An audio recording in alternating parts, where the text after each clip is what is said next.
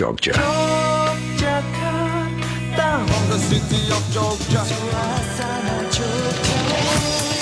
J-Rock FM, Jogja. 106.1 Geronimo The Real Sound of Jogja. Hai Kanca Muda, saya lihatnya kemana nih? Sama aja ya. Kanca Muda, selamat siang. Balik lagi di Citra Kota sama Renata Kaliana sampai jam 1 siang. Tapi seperti yang sudah Oren janjikan di jam 11 siang, Oren bakalan ngobrol sama tamu spesial kita di Kemis Ponan hari ini tanggal 29 Agustus 2024. Sangat spesial, sangat ditunggu-tunggu juga.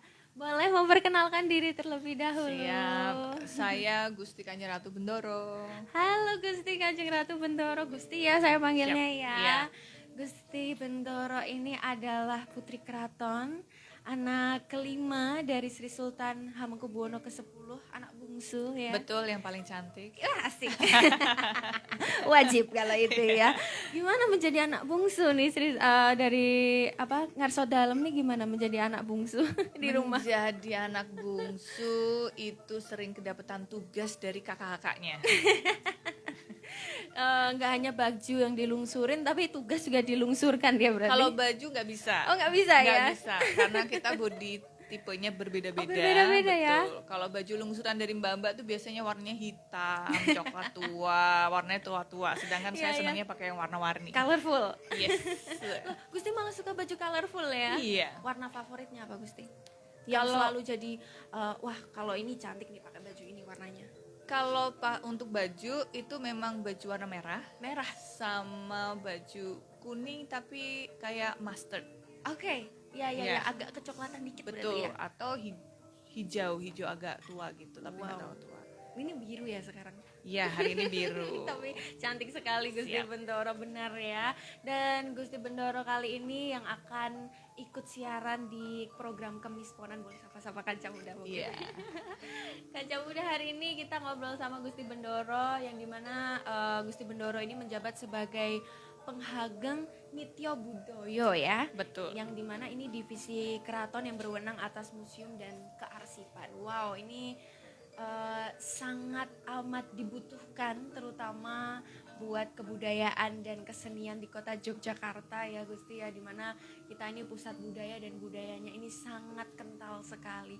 Mungkin bisa dikasih tanggapan nggak Gusti Bendoro mengenai eksistensi kebudayaan di Yogyakarta di masa kini nih, yang mulai sekarang ini udah banyak anak muda yang interest, banyak anak muda yang sudah mulai interest untuk menggunakan kain, lalu Iya. juga mulai datang ke museum-museum juga. Mungkin bisa dikasih tanggapan nggak Gusti?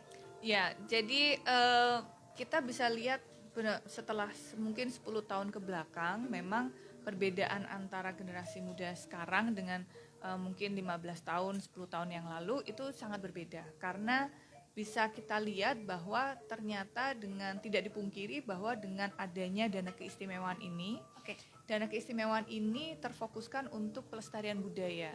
Sehingga banyak sekali akhirnya sekarang kegiatan-kegiatan budaya di tiap kelurahan begitu ya. Sehingga banyak sanggar-sanggar yang membuka, tidak hanya sanggar tari tapi musik dan Teater segala macam gitu ya. teater. Basically semua art dalam bentuk seni dan juga dengan bentuk budaya dan lain sebagainya. Sehingga ini banyak sekali ada dan akhirnya masyarakat jadi dekat dengan budaya. Begitu mereka sudah sering melihat, otomatis mereka ingin coba dan akhirnya begitu coba ternyata oh ini satu bisa tempat untuk menjadi kreativitas, tapi juga kadang banyak pementasan, jadi mungkin ada uang jajan tambahan. Ya, gitu. jadi itu bentuk bantuan dari dana keistimewaan juga. Betul ya. ya, akhirnya nanti melestarikan jadinya. Betul, ya. Dan ternyata udah sampai setiap kelurahan ya nih berarti ya. Betul, jadi tidak semua kelurahan sama Oke. bentuknya, tetapi memang sangat-sangat bervariasi. Tetapi itu semua kelurahan memang sudah sudah memiliki dana keistimewaan. Oke, Ya. itu berarti disesuaikan dengan bentuk outputnya, eventnya kah atau seperti apa? Tergantung dengan bentuk proposal dari kelurahan. Oh ya. Karena tiap kelurahan itu punya kebutuhan yang berbeda-beda gitu ya, dari kelurahan maupun kalurahan ya sekarang ya. Iya, kalurahan. Iya. Dan beberapa kali juga seingat saya tahun lalu sempat ada lomba living museum antar kemantren kota Yogyakarta.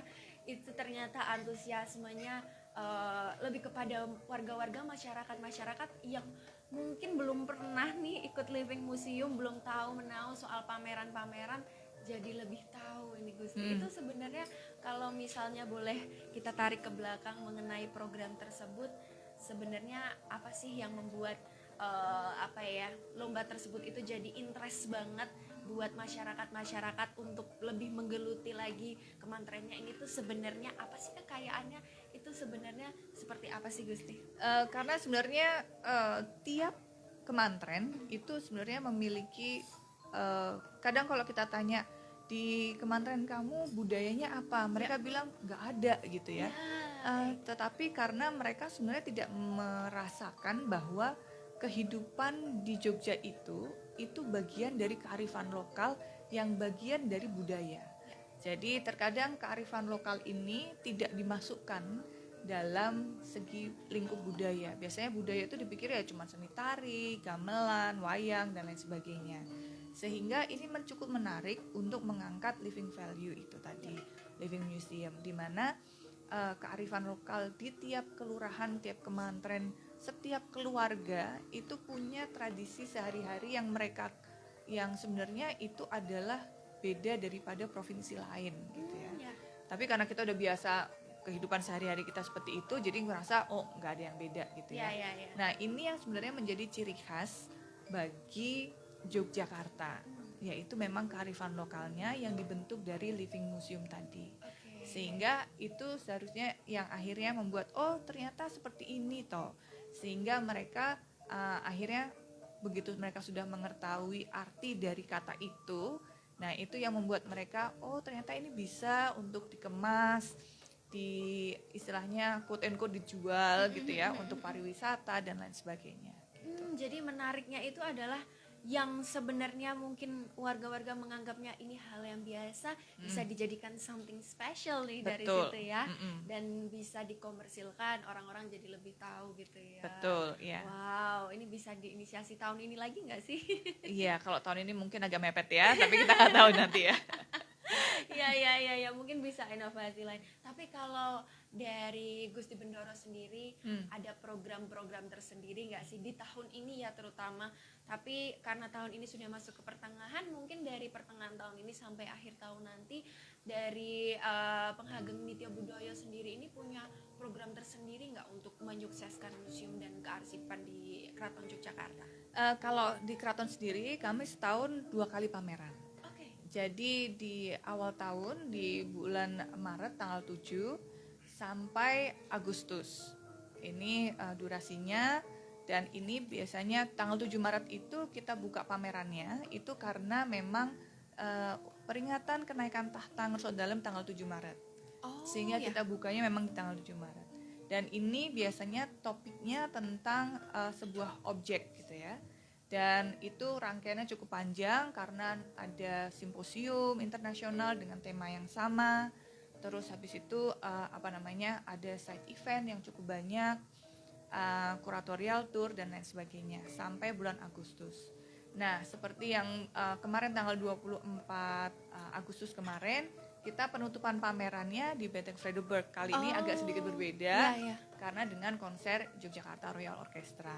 Di Benteng Vredenburg ya? Benteng Vredenburg.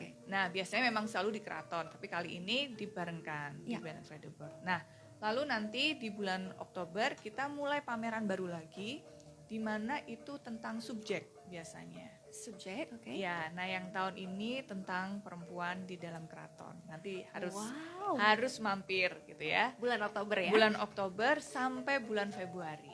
Awal Februari. Oke. Berarti kurang lebih berapa bulan itu? 5 bulan, 4 bulanan 4 ya? bulan ya. 4 bulanan ya. Betul. Wow, ini berarti yang menginisiasi juga dari keraton. Betul. Ada kolaborasi nggak sama mungkin institut pendidikan atau mungkin sama warga-warga sekitar?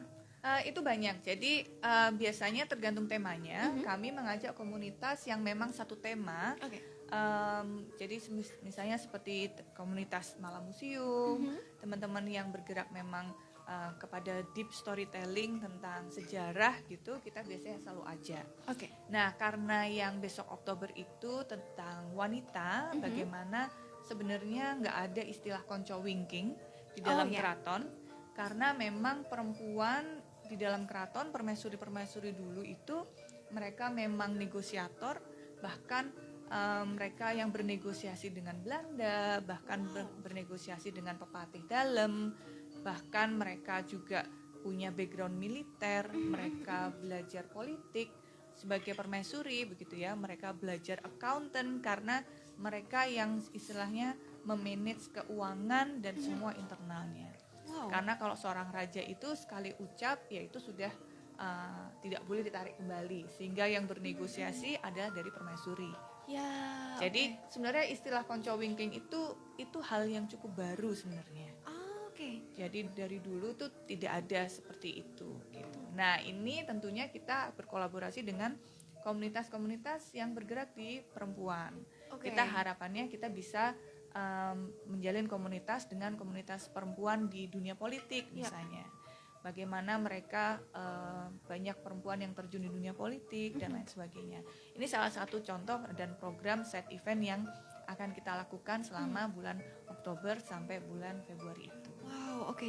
Ini cukup menarik temanya, yang dimana mungkin teman-teman yang mungkin tidak jauh dari keraton mungkin, atau tidak tinggal di Yogyakarta, mungkin bisa dibilang seluruh wanita mungkin pernah merasakan hal tersebut, yang dimana bisa dibilang tidak terlalu dipandang sebelah mata dan lain sebagainya. Sebenarnya kenapa bisa mengangkat satu tema ini yang akan dijadikan objek pameran? Ini temporer atau permanen? Ini temporer ya? Cuma sampai Februari aja ya. Nah, itu kenapa bisa tema ini yang urgensinya apa sih? Kenapa tema ini yang akan diangkat bulan Oktober besok? Urgensinya sebenarnya kita lihat kalau membahas tentang perempuan selalu urgent ya, karena kami semua berlima perempuan dan banyak sekali tema-tema tentang bagaimana sebenarnya peran perempuan di dalam kehidupan keluarga Jawa biasanya. Nah, karena banyak yang selalu bilang kalau perempuan Jawa itu konco winking istilahnya. Nah, ini adalah sesuatu yang ingin kita sebenarnya enggak seperti itu gitu. Permaisuri roles-nya luar biasa banyak gitu. Dari mulai tren pakaian, hal yang sederhana, tren pakaian sampai mereka yang memimpin acara-acara hajat dalam di dalam internal, dan mereka perempuan permaisuri dan juga abdi dalam perempuan-perempuan ini adalah sebetulnya pas pamres ring satunya sultan gitu ya. Istilahnya kalau security-nya sultan yang paling dekat. Sehingga itu kenapa keparak di keraton itu sebenarnya bawa keris di depan. Begitu. Jadi biasanya melihat keparak-keparak ini sudah tua, ini pakai sanggul, jalannya timik-timik dan lain sebagainya. Tetapi sebenarnya mereka adalah garda terdekat untuk sultan. Gitu. Sampai detik ini. Iya, sehingga kenapa mereka yang diizinkan untuk membawa keris di depan itu adalah keparak. Betul. Nah, ini adalah sesuatu yang memang mungkin jarang orang lihat dan juga orang sadari bahwa peran perempuan di dalam keraton itu luar biasa. Baik. Lalu untuk konsep pameran bulan Oktober ke depan ini yang membawakan tema soal perempuan, karya-karya apa aja yang akan dibawakan, dan apakah akan membawa beberapa benda-benda yang mungkin belum pernah dikeluarkan oleh keraton? Tentunya pasti ada. Jadi setiap pameran kita selalu mengeluarkan sesuatu yang memang tidak biasanya kita pamerkan di pameran permanen kita tentunya. Sehingga kalau pameran di keraton itu yang temporer tentunya ada barang-barang yang sedikit sakral dan jarang banget dikeluarkan gitu. Tapi nanti main aja dulu, nanti lihat. Ditunggu bulan Oktober ya berarti. Betul, ya. Lalu mengenai karya-karya yang akan diangkat, berarti akan membawakan background story kepara ini enggak? Karena ini cukup menarik nih, dan banyak orang mungkin belum tahu soal peran kepara di keraton ini seperti apa. Jadi sebenarnya ini pamerannya lebih kepada permaisurinya, Oh, begitu permaisuri, ya. oke. Tetapi itu di mana permaisuri dari H1 sampai sekarang H10 gitu, itu juga ada peran-peran yang melibatkan kepara dan lain Oke. sebagainya. Sehingga sebenarnya nanti juga akan kita ada side eventnya yang bertemakan mungkin nanti tentang kepara dan lain sebagainya. Tetapi biasanya satu kali side event kita terus berganti-ganti terus temanya. Jadi Iya. side eventnya yang satu tema itu tidak mungkin kita repetisi selama beberapa minggu. Oke. Sehingga pantau terus aja di websitenya dan di IG-nya karena nanti memang ada jadwal-jadwal yang kita keluarkan untuk perihal side eventnya. Oke. Nah, pembukaan pamerannya itu agak cukup panjang, 3, 4, 5, 6. Jadi 4 hari kita akan ada pementasan di pagelaran dan berkolaborasi juga tanggal 7-nya ada wayang Night Carnival kan. Wow. Sehingga harapannya length of stay di Jogja jadi lebih panjang karena memang ada acara-acara di keraton 4 hari plus ulang tahun Kota Jogja tanggal 7 Oh ya Oktober. benar ya pas sekali Betul. ya. Oke, nah berarti kalau permaisuri, apalagi ini ditarik sampai Sri Sultan Hamengkubuwono ke-1 ya berarti Betul. ya. Itu kesulitan nggak untuk mencari arsipnya dan juga cerita-ceritanya dan mungkin benda-bendanya, kesulitan nggak? Kalau era Hamengkubuwono pertama sampai keempat, sampai kelima bahkan itu memang artefaknya tidak terlalu banyak, Oke. begitu. Tetapi story-nya masih bisa kita tarik karena sebenarnya kalau 4 dan 5 ada beberapa foto yang bisa kita ambil dari kerjasama dengan KITLV itu dari Belanda. Tetapi memang dari HB1, 2, dan 3 ini karena 3 itu masanya cukup pendek. Ya. Hamengkubuwono ketiga itu hanya bertahta 2 tahun. Oke. Begitu. Nah, sedangkan Hamengkubuwono pertama dan kedua banyaknya itu ceritanya tentang manuskrip, berada dalam manuskrip. Ya. Di mana dulu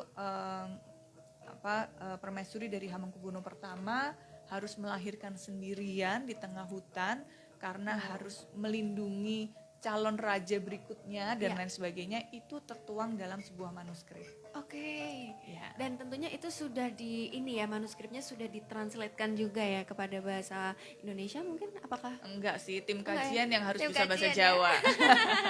Iya. Yang nanti manuskripnya itu juga akan dipamerkan.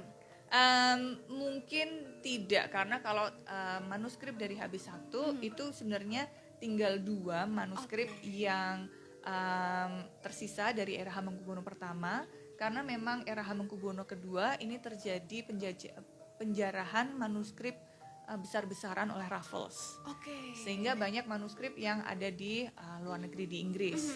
Sehingga 2 manuskrip yang tersisa ini adalah pusaka dalam. Sehingga jarang sekali untuk kita keluarkan.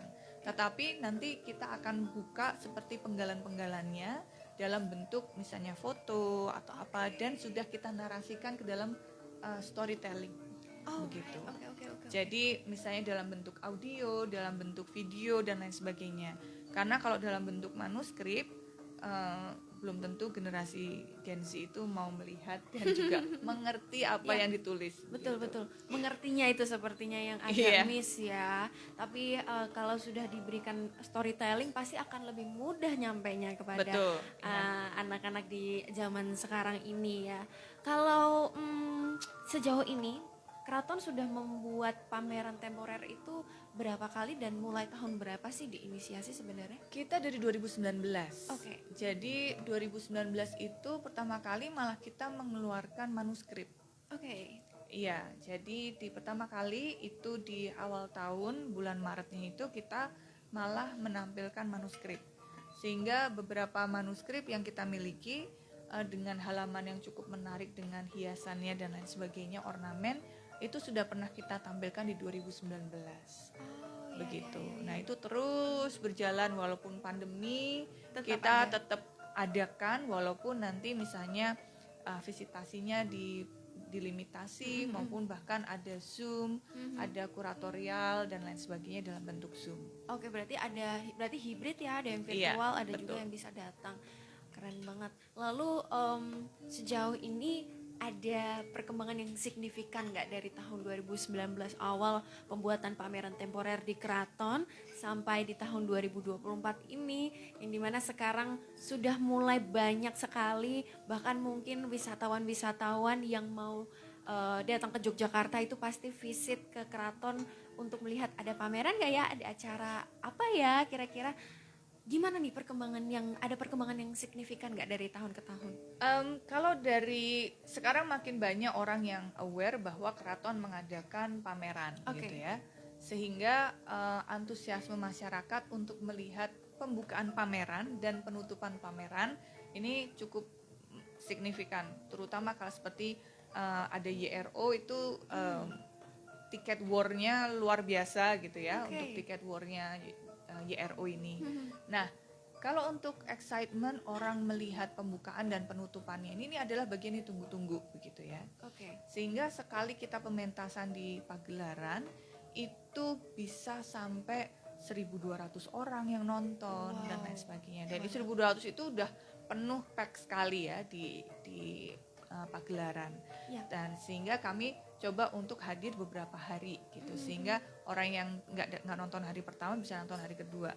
Tapi yang ada adalah sekarang anak-anak yang, dan kita juga makin kesini makin melihat bahwa ternyata banyak anak muda yang semakin banyak datang untuk melihat itu.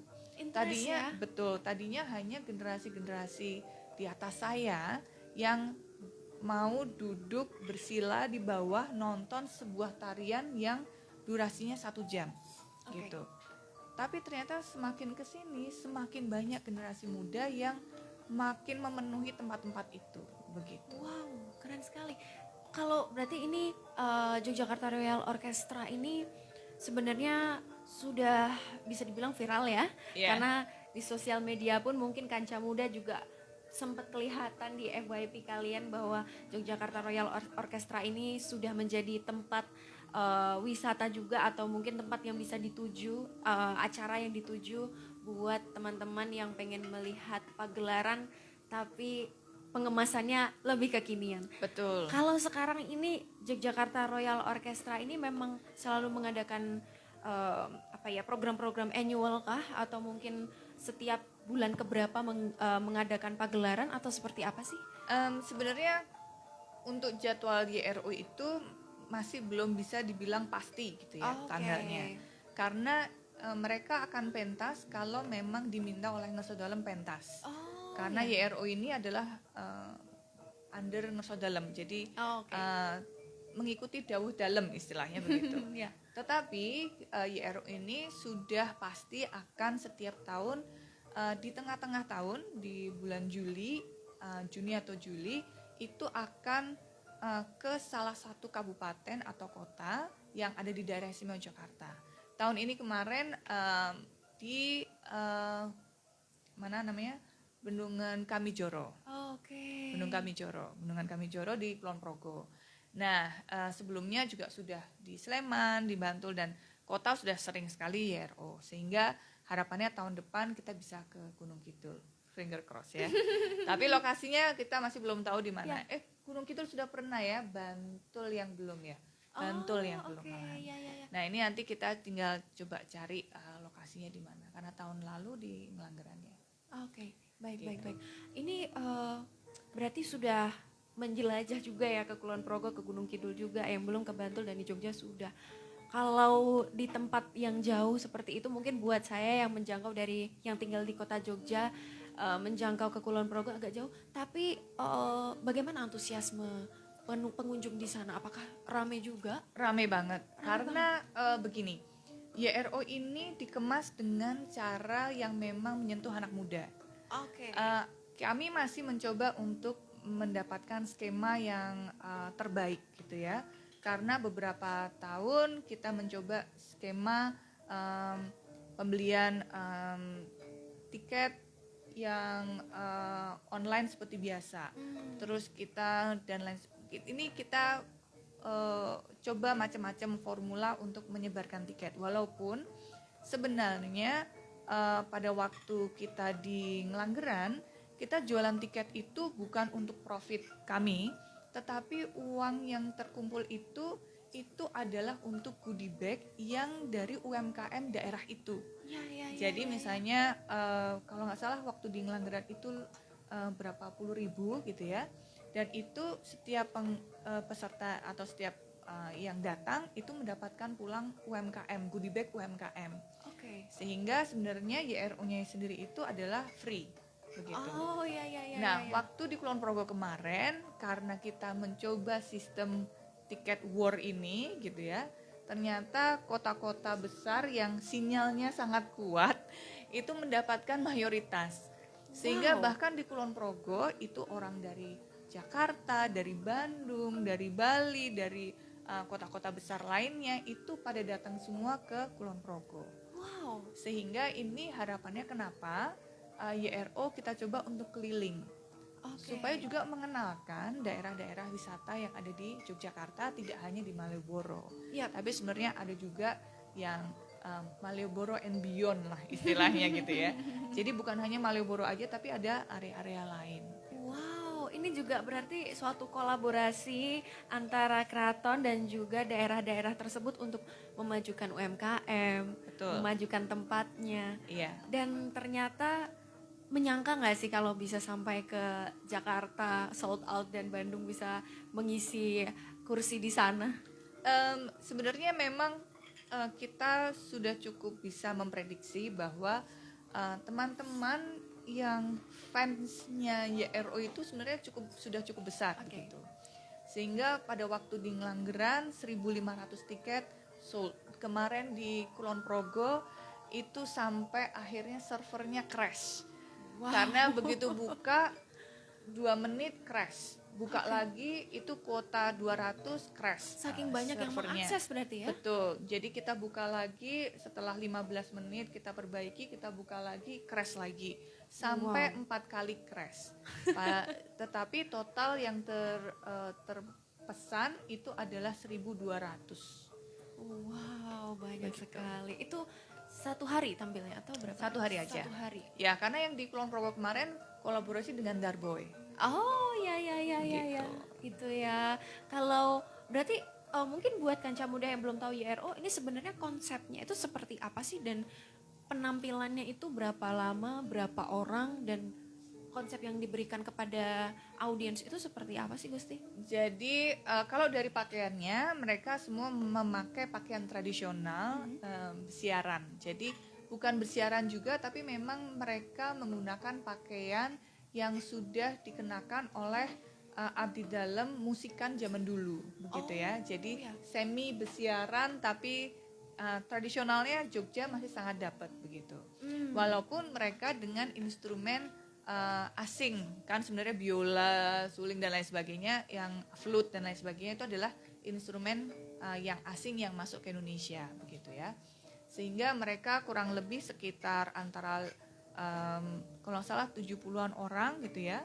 Tetapi di situ ada sinden dan juga ada siteran. Jadi sinden Mbak Wahyu ini suaranya TOP banget gitu ya. Dia nyanyi tetapi diiringi orkestra. Itu luar biasa. Dan kita biasanya ada solo performance juga. Kalau ada yang kayak kemarin di tanggal 24 ada pianis, terus memang ada beberapa solois yang tampil. Nah, tetapi yang dibawakan memang lagu-lagu yang sangat Indonesia banget dan bahkan sangat Jogja banget gitu. Ya. Nah, sehingga ini kenapa menjadi cukup populer. Itu tampilnya berapa jam itu Gusti? Sebenarnya biasanya antara 10 sampai 12 lagu. 10 sampai 12 lagu ya. No break ya? Nggak ada breaknya? Nggak ada. Ya breaknya paling cuman di jeda MC-nya bicara dan lain sebagainya. Sudah kolaborasi dengan musisi siapa aja? Tadi sempat mention Darboy. Sebelumnya ada nggak atau musisi lain atau kolaborasi lain? Ada sih, cuman saya nggak terlalu inget nama-namanya gitu ya. Tetapi yang terdekat, yang paling terkenal memang adalah Darboy kalau bagi kita. Karena juga baru kemarin, aja ya. Baru aja kemarin. Nah, sebenarnya banyak sekali musisi-musisi yang juga kita mencoba untuk kolaborasi di tahun depan. Gitu. Wow, ini tunggu aja nanti ya. Banget ya. Banyak sekali agendanya ya.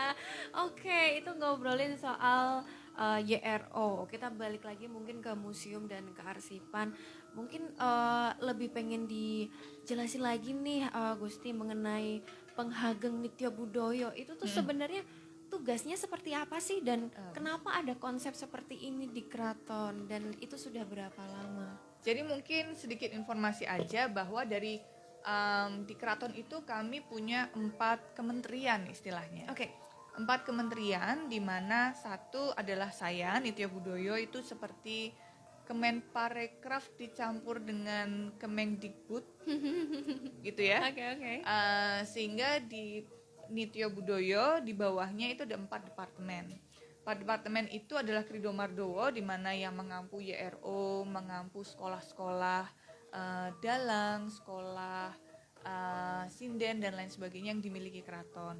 Dan juga semua budaya ada di situ. Jadi yang pentas di Sri Manganti dan lain sebagainya. Intinya adalah seni budayanya ada di Krido Mardowo. Lalu Widya Budoyo ini arsip dan manuskrip.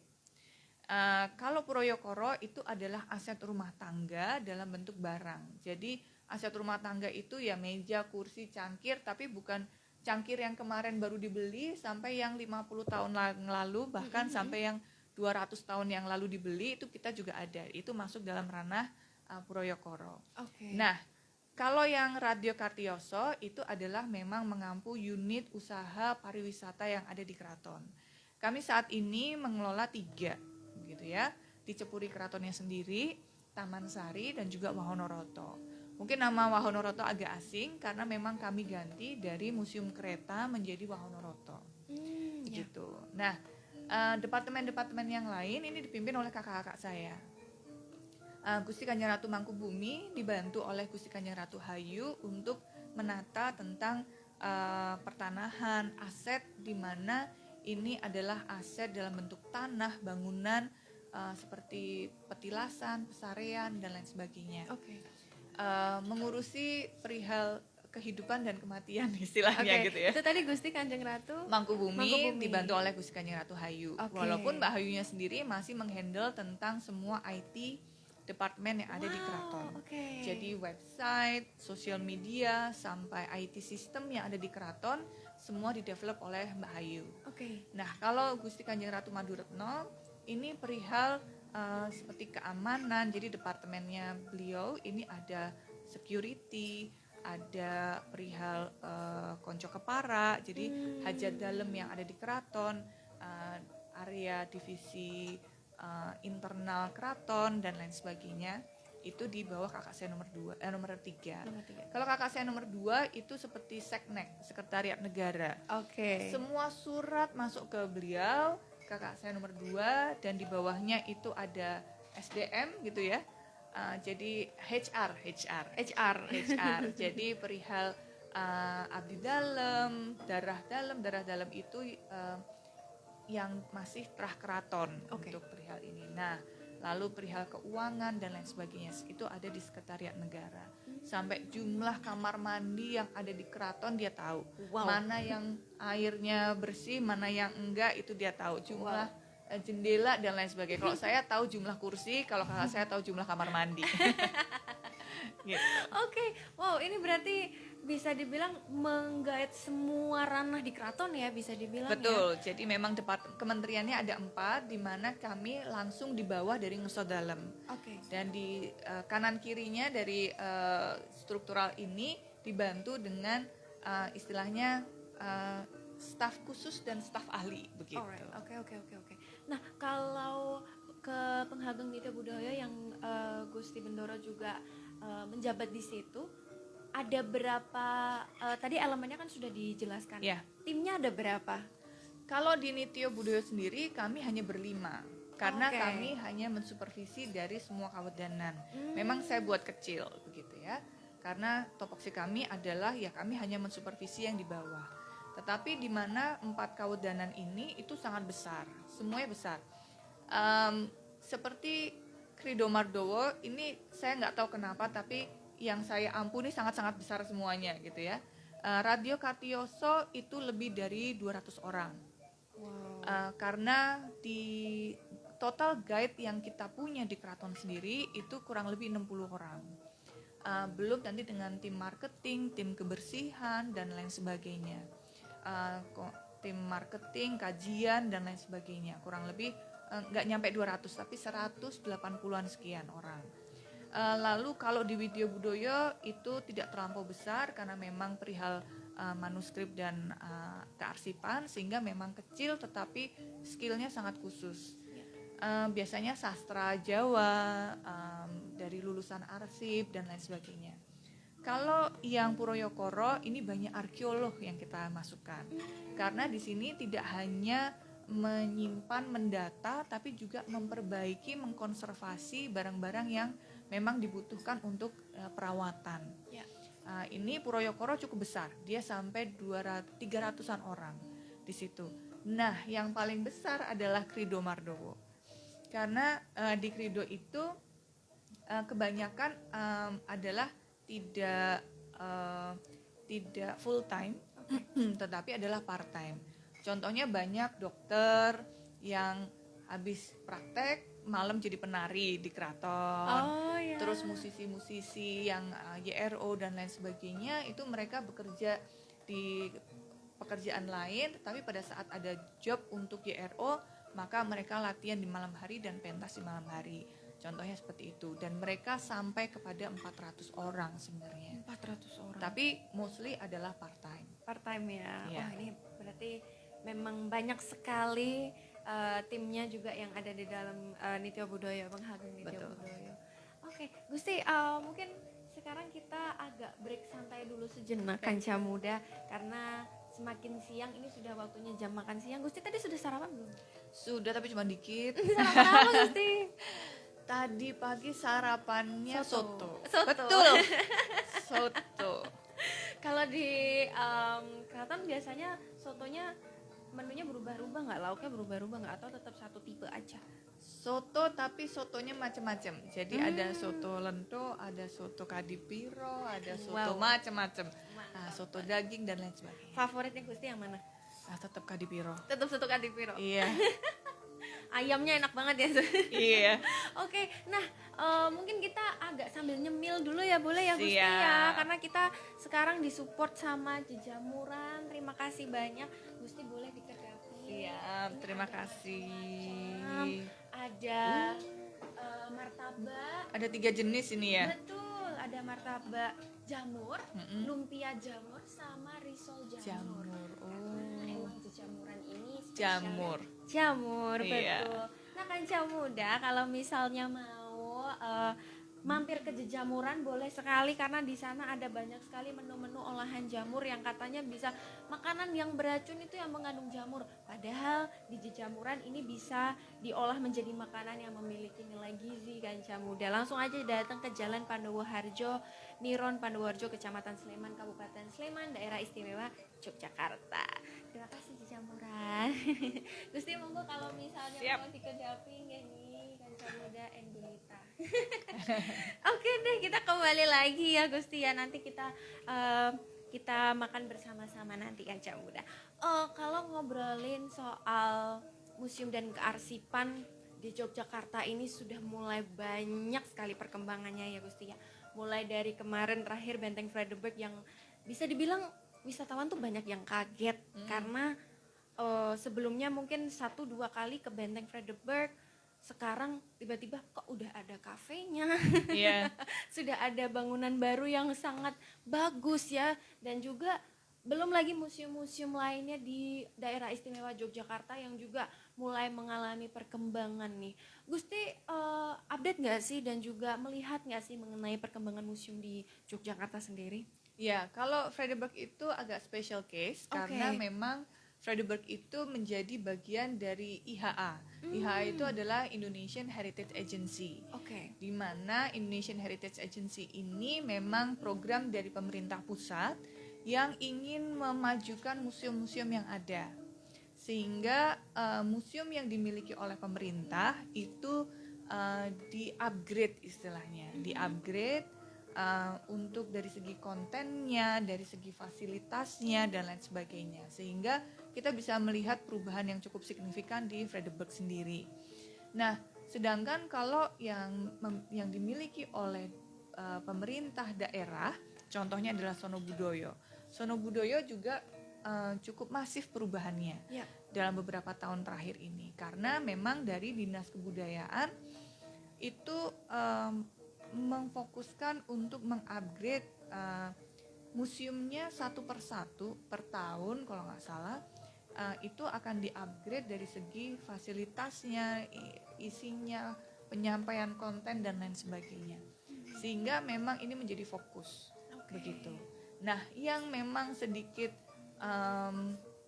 agak sulit adalah menjangkau dengan teman-teman yang dimiliki museum-museum yang dimiliki oleh swasta. Ya. Tentunya perubahannya mereka itu tidak segampang dengan pemerintah karena ada dukungan dari pemerintah. Tetapi tidak memungkiri bahwa kolaborasi museum yang ada di Jogja ini cukup erat sebenarnya.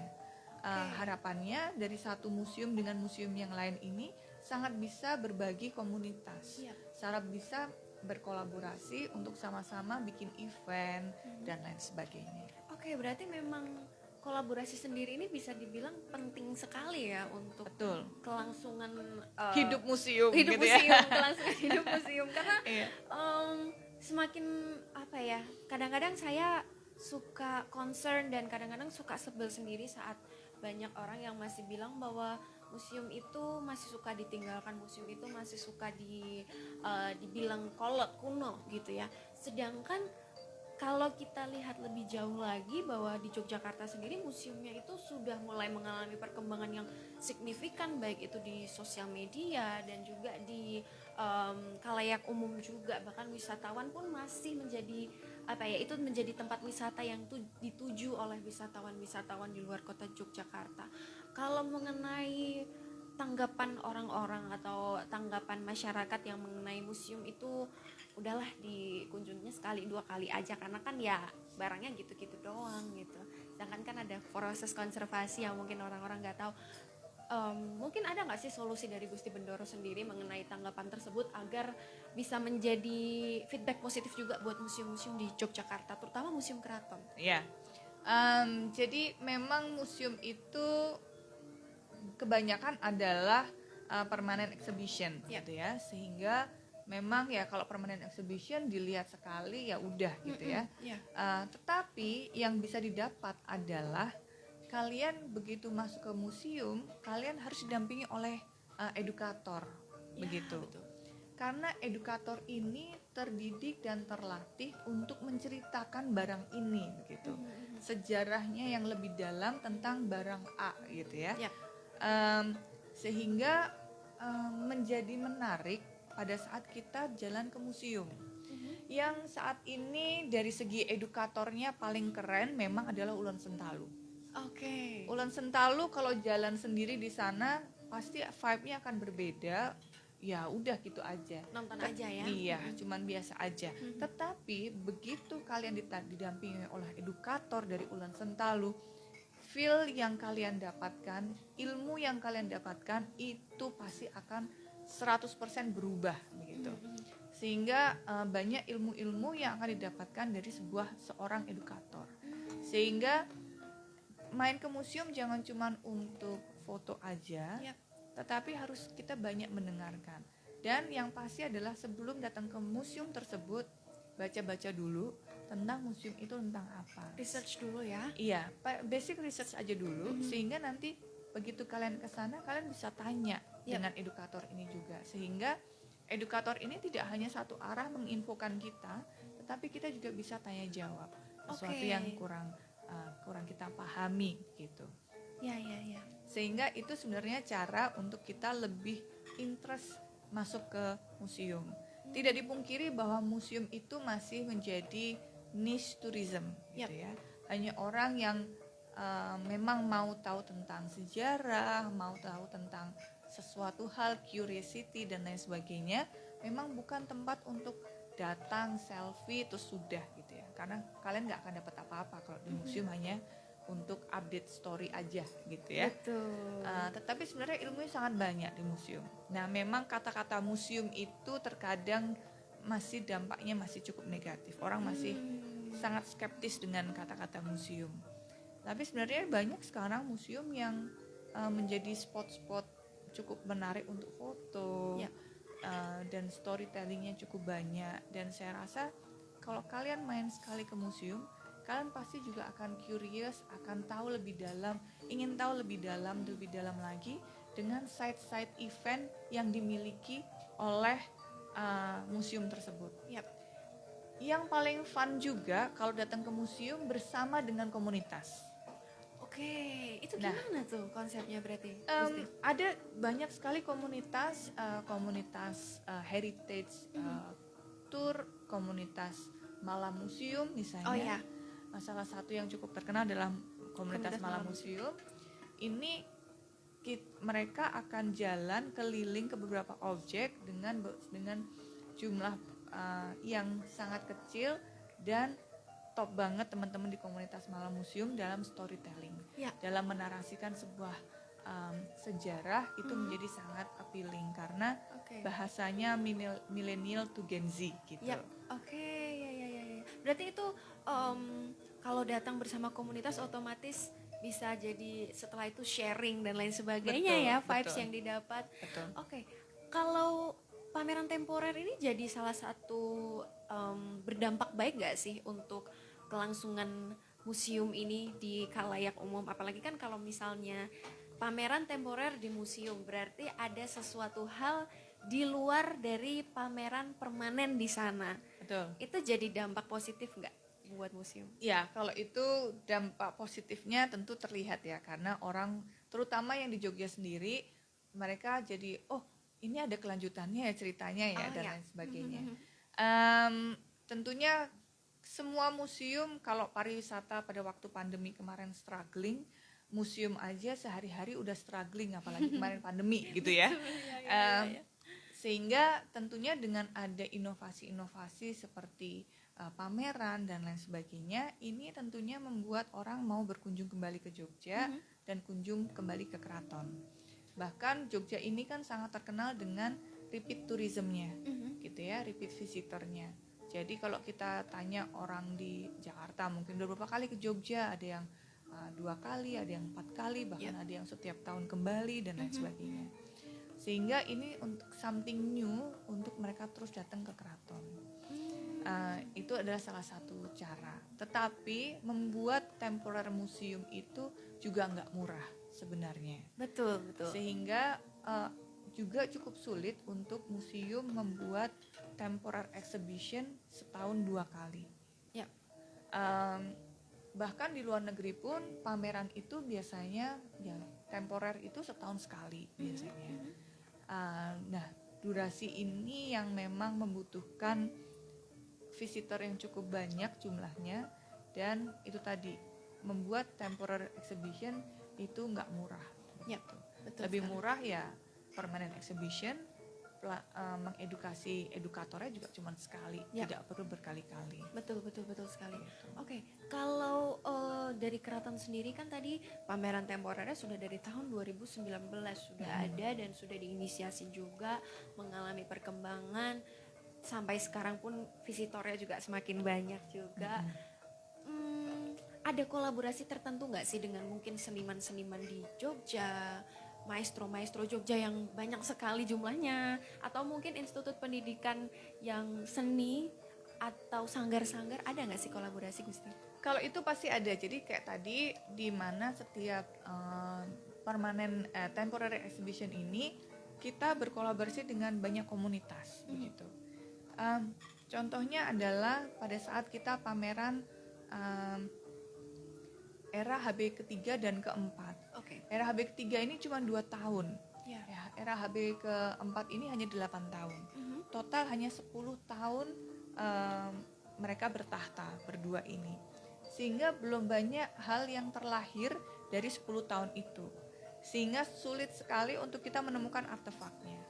Nah, caranya gimana untuk kita bisa menarasikan 10 tahun ini lebih relate dan lebih gampang dicernanya, yaitu dengan visual. Nah, kita kolaborasi dengan seniman untuk melukis tentang dari manuskrip kita tuangkan menjadi sebuah lukisan perjalanan tentang pada saat Raffles datang menjajah, mengambil manuskrip kita, lukisan dan lain sebagainya. Ini kita tuangkan dalam bentuk visual, gambar gitu ya, dalam bentuk sebuah lukisan. Itu ada beberapa seri. Lalu kita kolaborasi dengan teman-teman yang memang di animasi. Jadi kita bentukkan dalam tuangan animasi dan lain sebagainya. Pameran yang lalu kita buat misalnya seperti daur hidup gitu ya, tentang bagaimana perjalanan kehidupan. Dari gambar yang biasa kita coba menggunakan animasi sehingga lebih kelihatan hidup dan menarik. Sehingga ini adalah komunitas-komunitas yang kami kerjasama. Tapi di luar dari itu kami juga menjalin kerjasama dengan komunitas-komunitas yang memang cinta dengan sejarah. Kita ajak mereka untuk bikin event kecil-kecil untuk side event yang mendukung dari apa yang kita sedang pamerkan gitu. Jadi sangat-sangat banyak komunitas yang ini, karena memang kekuatan museum itu ada di komunitasnya. Perjalanan antara komunitas-komunitas sketsa misalnya, hanya dilihat ngapain museum menjalin komunitas sketsa gitu ya. Mereka datang, mereka sketsa di dalam keraton untuk perihal arsitekturalnya, untuk perihal keretanya, jadi lebih hidup gitu. Jadi di sketsa tidak hanya keretanya, tapi dengan ada kudanya, dengan ada crowdnya, sehingga itu juga bisa menunjukkan bahwa itu lebih hidup, narasinya itu lebih hidup daripada hanya sebuah kereta aja dilihat. Ya. Mungkin saya sebagai warga Yogyakarta juga gitu ya, menganggap ini sebagai angin segar karena kami juga senang karena ini bisa mengangkat kembali budaya Yogyakarta, mengemasnya kembali dengan lebih kekinian dan juga membuat orang-orang yang mungkin anak-anak zaman sekarang yang tinggal di Jogja juga mungkin nggak tahu soal ini, dan juga lebih dari itu masyarakat di luar kota Yogyakarta jadi lebih tahu dan interest mengenai hal ini. Jadi sebenarnya saya mau terima kasih sekali karena Sama-sama. hal ini tuh menjadi angin segar dan juga berita baik buat kita. Dan di lain itu juga Gusti, sebenarnya banyak sekali elemen masyarakat di kota Yogyakarta itu pengen sekali untuk ikut berkontribusi. Kayak misalnya beberapa daerah yang sebenarnya warga-warga yang tua-tua itu masih menyimpan beberapa artefak atau mungkin peninggalan-peninggalan zaman dulu yang mungkin belum sempat terekspos dan lain sebagainya. Dan juga mungkin elemen lainnya seperti anak-anak muda yang pengen sekali untuk join, untuk ikut berkontribusi buat keraton, untuk perkembangan budaya dan seninya di Jogja. Bisa nggak sih Gusti untuk kayak masyarakat ini tuh join, ikut membangun bersama, terutama mungkin pameran-pameran dan museum-museum temporer maupun permanen, bahkan di kearsipan sekalipun, bisa nggak sih Gusti? Sebenarnya kita banyak sekali kerjasama dengan SMK dan kampus untuk program pemagangan. Gitu. Ya. Jadi di tahun ini saja kami menerima sampai kurang lebih di Krido ada 10 kalau nggak salah, dari tari dan lain sebagainya. Di Tondo Yekti juga ada 5. Terus di radio kami cukup banyak karena dari galeri sitter sampai kepada konten kreator dan lain sebagainya kami buka semuanya. Sebenarnya cukup banyak dari SMK dan lain sebagainya. Nah tentunya itu untuk program pemagangannya sendiri. Kalau untuk kontribusi yang bisa dilakukan untuk masyarakat, tentunya satu, tontonlah kami gitu ya, dari acara pembukaannya kami, penutupan kami, atau cukup mengakses dari online misalnya kalau memang tidak bisa hadir, karena bentuk support dari masyarakat itu adalah satu nilai semangat kami untuk terus berkreasi dan menghadirkan bentuk-bentuk budaya ini kepada masyarakat. Karena kalau nggak ada yang nonton, kami ngapain buat juga gitu kan. Ngapain kami bikin pameran yang effortnya luar biasa, dari setahun sebelumnya sudah kami bikin kajiannya dan lain sebagainya. kalau memang tidak ada yang nonton, tidak yang ada yang paling tidak tanggapan negatif boleh, karena itu adalah masukan buat kami, Feedback gitu ya. feedback gitu ya. Tetapi negatif tidak boleh menghina, gitu Betul. ya. Negatif dengan kritik dan saran, Yes. gitu ya. Lebih baik ada kritik tapi juga ada saran. Itu sangat menjadi semangat buat kami, karena satu, ada yang nonton dan juga ada yang memberikan saran, berarti menunjukkan bahwa masyarakat masih mencintai keraton untuk terus mensupport kita dalam sebuah kebentukan aktivitas yang kita ada, untuk menyemangati kita memproduksi sesuatu yang baru. Wow, oke. Berarti ini bisa dibilang terbuka ya buat Ya. elemen-elemen masyarakat yang mungkin juga pengen ikut membangun berintegrasi bersama, membangun keraton menjadi tempat wisata, terutama Museum Keraton ini bisa menjadi tempat wisata tujuan yang makin menarik buat khalayak umum ya. Nah, untuk program magang sendiri nih berarti ternyata SMK bisa, mahasiswa-mahasiswi pun bisa. Gimana cara mengaksesnya, Gusti? Dari kampus ya. Karena sebenarnya itu cukup banyak, karena tidak hanya dari segi pariwisata, tetapi dari segi sastra, dari segi konten kreator, dari segi kemarin ada kerjasama dengan SMK yang mereka memang punya skill di kayu. Oh ya. Untuk restorasi barang-barang, arkeolog kita cukup banyak. Sehingga sebenarnya ini biasanya setiap tahun kami bikin evaluasi, dan kami juga minta dari kampus maupun dari sekolah-sekolah ini untuk membuka pendaftaran. Tetapi terkadang banyak sekali yang mendaftarkan. Nah, dari situ kami seleksi lagi. Jadi kami tetap akan wawancara, dan juga memang ada ketentuan harus menggunakan pakaian gagrak Jawa gitu yang ada di keraton. Yep. Sehingga kalau memang tidak berkehendak, maka tidak bisa untuk magang di keraton. Ya. Terutama untuk yang menggunakan hijab misalnya. Ya. Karena seperti di KTY di Tondo Yekti ada acara-acara hajat dalam yang memang membutuhkan perempuan misalnya untuk memfoto, karena memang itu di area keputren. Hanya boleh fotografer perempuan yang mengakses ke dalam. Oke. Nah, tentunya ini adalah area yang terdalam di dalam keraton, sehingga harus menggunakan pakaian Jawa full lengkap dengan sanggul. Sehingga ini terkadang menjadi kendala juga. Tetapi bukan berarti terus ini menjadi halangan, tentu tidak. Tapi nanti bisa saja misalnya posisinya tidak di dalam sana, tetapi yang dibutuhkan memang untuk naik ke labuhan kemana dan lain sebagainya.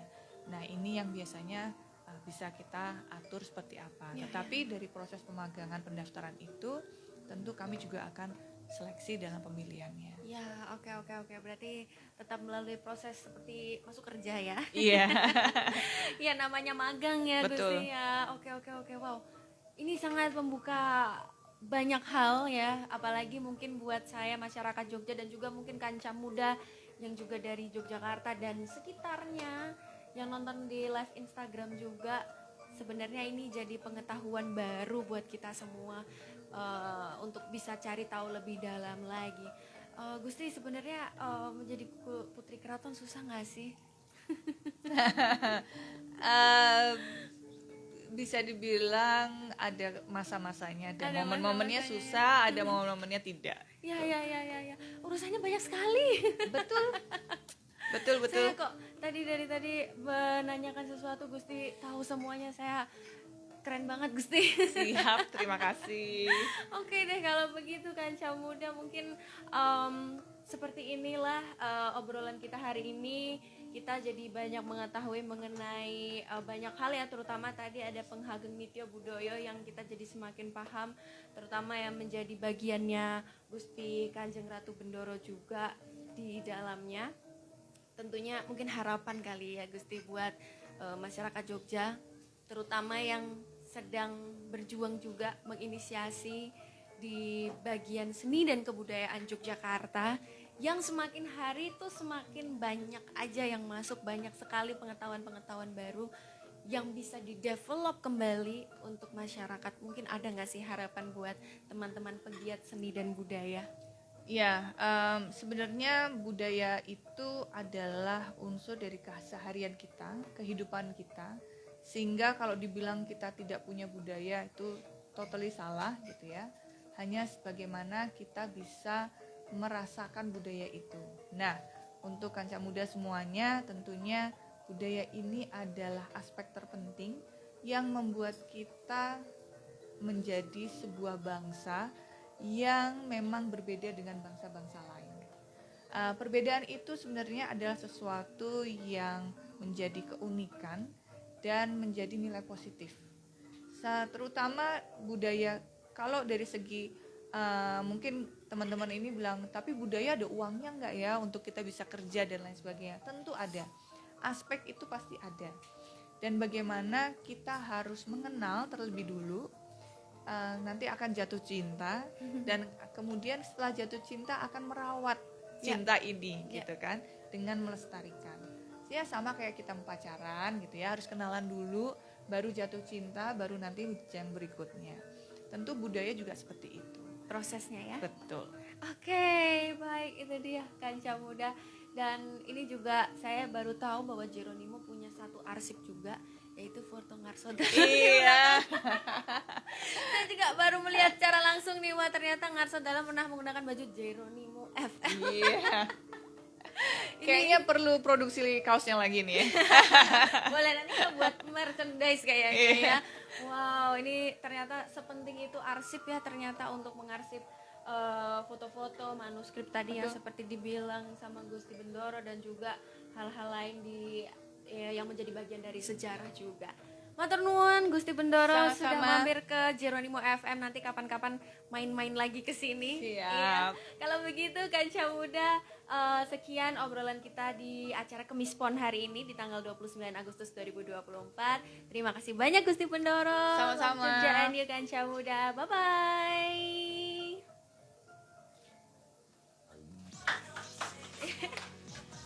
Siap.